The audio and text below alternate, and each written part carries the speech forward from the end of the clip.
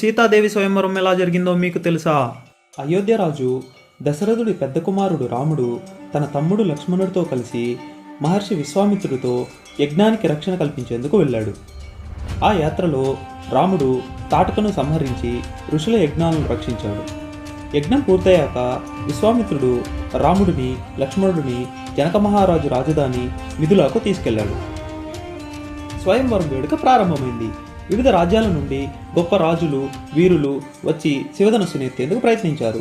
కానీ ఎవరికీ అది కదిలించడం కూడా సాధ్యం కాలేదు. ఈ క్రమంలో జనకుడు నిరాశతో ఇలా అన్నాడు: ఈ భూమిపై ఒక్కరైనా నా కుమార్తె సీతకు సరైన వరుడు ఉన్నాడా? అప్పుడు విశ్వామిత్రుడు ముందుకు వచ్చి రాముడిని శివధనుస్సు వద్దకు పంపించాడు.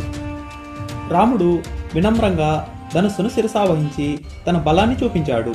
అతను ధనస్సును లాగి ఆరంభించగానే అది ముక్కలయ్యింది. ధనస్సు విరిగిన శబ్దం దిక్కుల్ని పుట్టించింది.